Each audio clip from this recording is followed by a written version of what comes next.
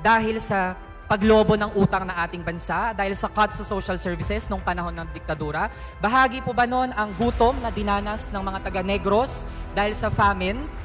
Bahagi po ba ng balance na pagtuturo ng martial law ay ang mahabang pila ng mga kababayan natin na hindi makabili ng bigas dahil sa palpak na tugon ng Marcos Sr. Administration, na parang nangyayari ngayon, sa krisis sa supply ng bigas? Mr. Speaker, actually, hindi ko na nga po sana gagawin topic ng ROTC. Pero nabanggit po ng ating sponsor. But Mr. Speaker, I'd like to mention Mr. Speaker, I that am the still study that he mentioned earlier is not even the stand I would of the like to DND. speak. Hindi pa po ako tapos sa pagsagot.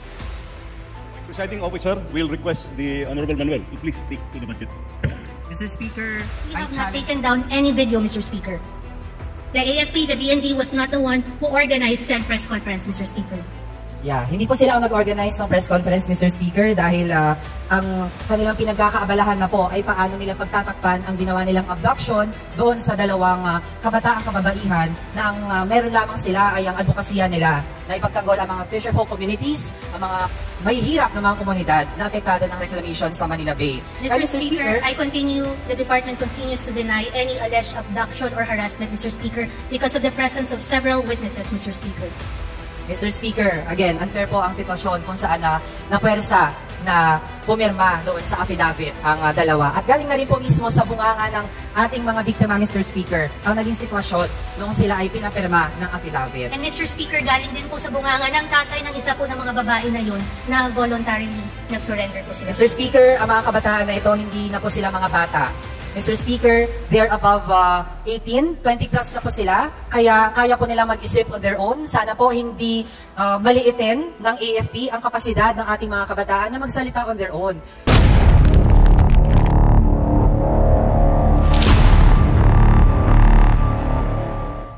Mr. Speaker, in a document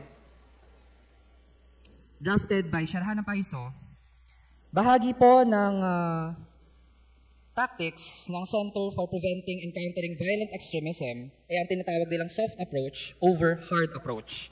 They have the desire to offer the possibility of responding to violent radicalization in ways other than the criminal justice system. Dahil sa dami po ng mga kinakaso nila sa mga alleged recruiter di umano, lahat naman po nadi-dismiss. Mr. Speaker, part din ng kanilang gustong gawin ay, I quote, psychosocial counseling.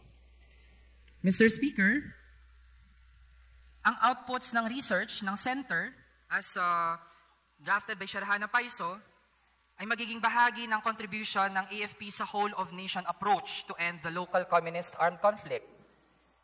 Bahagi nun, Mr. Speaker, ay ang pag-produce or research ng concepts and proposals that would serve as valuable inputs of AFP to the overall strategic direction based heavily on scientific, academic theories and discourse. Mr. Speaker, in the upcoming moments, papakita po natin na walang kahit anong scientific sa mga gagawin ng AFP to prevent the violent extremism as they claim. Ito, Mr. Speaker, bahagi ng kanilang gagawin to prevent violent extremism among the youth is to produce a syllabus for CHED and DepEd to counter what they call NPA subjects. NPA subjects, based on their document, include Philippine history, national situation, world situation. Mr. Speaker, would our sponsor agree that Philippine history, national situation, and world situation are NPA subjects? Mr. Speaker, these are being used by the NPA, Mr. Speaker. Mr. Speaker, ibig sabihin ba ang pag-aaral ng kasaysayan, ng kalagayan ng bansa at ng mundo ay para mag-recruit ng mga rebelde? Paano ang mga kabataan na gusto nating turuan ng kasaysayan? Paano yung mga kabataang gusto lamang malaman ano ang nangyayari sa bayan natin? To address corruption, to address inflation, to address poverty. Para po ba yan sa recruitment ng mga rebelde? Mr. Speaker, the youth of today are very vulnerable. Misinformation is fact is one of the threats to our society. The goal of misinformation, Mr. Speaker, is not simply to misinform, but sometimes it is to manipulate our thinking, the actions, to serve somebody else's agenda. If these youths are vulnerable, I believe they will be vulnerable to misinformation, Mr. Speaker. Mr. Speaker, modesty aside, summa cum laude po ako, hindi ako bobo. Mr. Speaker, insulto sa kabataan na ang turing ng AFP sa ganitong mga topics ay para sa recruitment, papunta sa mga rebelde, Mr. Speaker. Pag ganun, Mr. Speaker, anong aasahan natin sa mga kabataan na hindi alam ano ang nangyayari sa bansa, ano ang nangyayari sa mundo, at ano ang ating kasaysayan? Mr. Speaker, to add, bahagi ng syllabus na gustong gawin ng center na ito at ibibigay sa CHED at DepEd ay benefits of martial law to the economy. Mr. Speaker, ano ang pagtingin doon ng ating sponsor? Ano ang naging benefits ng martial law ng diktador na si Marcos Sr. sa ekonomiya ng ating bansa? Mr. Speaker, the hope of the department is to present a balanced view. It is also imperative, Mr. Speaker, that the youth of today will be informed of what happened in the past and the learnings of the past, Mr. Speaker. If this is about ROTC, Mr. Speaker, again, we have answered this during the budget briefing, that the curriculum or the instruction of the ROTC program is not under the DND, it is still under the lead agency, which is the Commission on Higher Education. The AFP or the DND will only join the ROTC program depending on the bill that will be passed by Congress, Mr. Speaker. Mr. Speaker, bahagi ba ng balance na pag-aaral ng martial law ng diktador na si Marcos Sr. na gugunitain natin bukas ay ang pagbagsak ng ekonomiya? She denied being coerced, Mr. Speaker. Mr. Speaker, sa aktual na insidente, early September, meron pong mga kababayan natin na nakawitness ng pagdukot.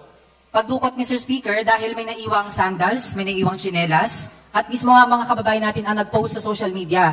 At gusto nga nilang ipaalam din sa ibang mga kababayan nila noong panahon na iyon sa Bulacan na may ganong nangyari at ayaw nila na baka may iba ding mapiktima ng pagdukot kahit sino man yan, Mr. Speaker.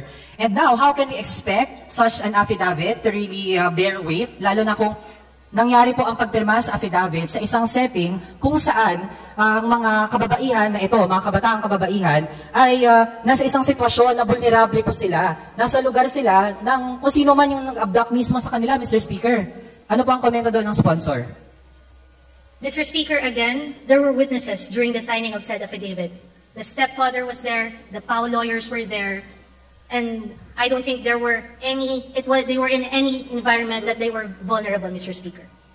Mr. Speaker, hindi ba yun isang unfair na situation? Dahil nga, hinuli sila, tapos ang una pa pong kwento na gustong palabasin ng NTF-ELCAC at ng militar ay mga rebel surrendery di umano yung dalawa. Tapos, Mr. Speaker, all this time na hinahanap natin yung dalawang kabataang kababaihan, nandun pala sila sa kamay ng militar. Tapos, ang gustong palitawin ngayon ay all this time, voluntary po at walang nangyaring undue na impluensya doon sa dalawa.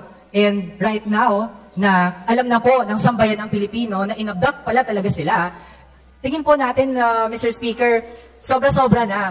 Yung pinagdaanan ng dalawa, na isolated po sila, hindi nila kasama ang kanilang mga mahal sa buhay, tapos later on na lang, also in unfair circumstances, ay ganito na ang kinalabasan, Mr. Speaker, na sila pa yung hahabulin. Actually, Mr. Speaker, yung pagsiwalat nila nung pinagdaanan nila, kahit na kasama nila yung militar sa press conference kahapon, Mr. Speaker, yan na nga po ay malaking risk na tinake nila para lamang na malaman ng sambayan ng Pilipino na ang AFP ay nandudukot ng mga kabataang merong advokasya, Mr. Speaker. Ang dalawang kabataang kababaihan na ito, ang nais lamang nila ay maprotektahan ang mga komunidad na maaapektuhan ng mga reclamation activities sa Manila Bay. And Mr. Speaker, ngayon, na sila walang kalaban-laban, walang mga armas. Ang tanging armas nila, Mr. Speaker, ang kanilang prinsipyo, ang kanilang dignidad, ang pagmamahal nila sa kapwa-tao. Tapos ngayon, pinarataman sila, gustong palabasin ng mga rebel surrenderies. And right now, that they spoke the truth, they were brave enough to do that. At actually nga, kahit nawala na po sila sa kamay ng militar, di natin alam kung ano din yung threat sa kanila. Dahil po sa dinami-dami ng mga pinalabas na mga rebel surrenderies, ngayon po, meron ng matapang na nagsalita. Mr. Speaker, ano po ang komento ng sponsor? Mr. Speaker, they were labeled as voluntary surrenderies because they said they voluntarily surrendered. Again, there were witnesses, Mr. Speaker. They made a sworn statement, which of course, if you made a sworn statement and you recanted, Mr. Speaker, you will be subjected to perjury charges if needed.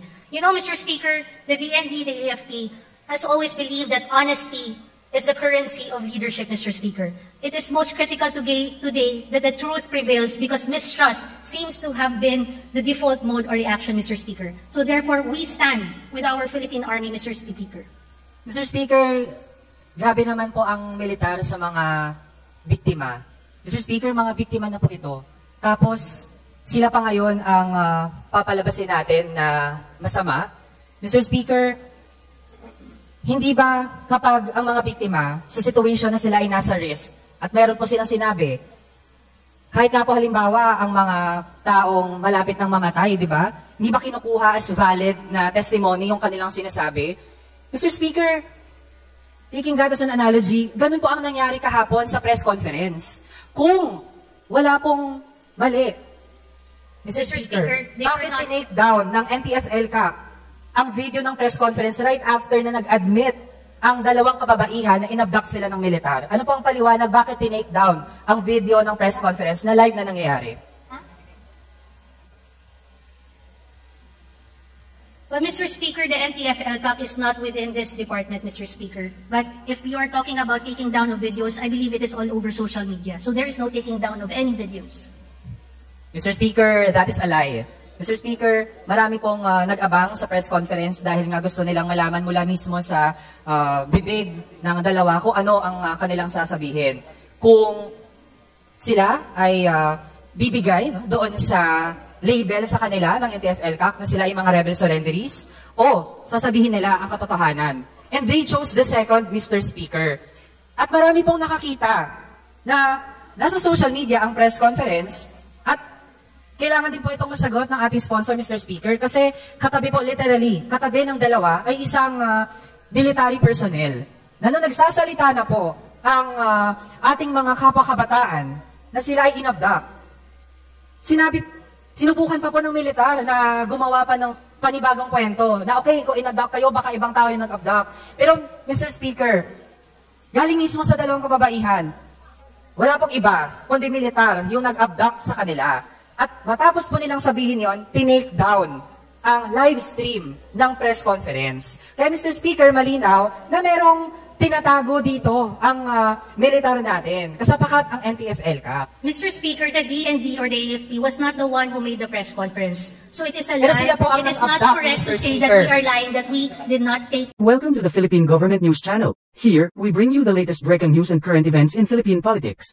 Get exclusive access to speech and video clips of President Ferdinand Bongbong Marcos Jr., as well as updates on Vice President Inday Sara Duterte.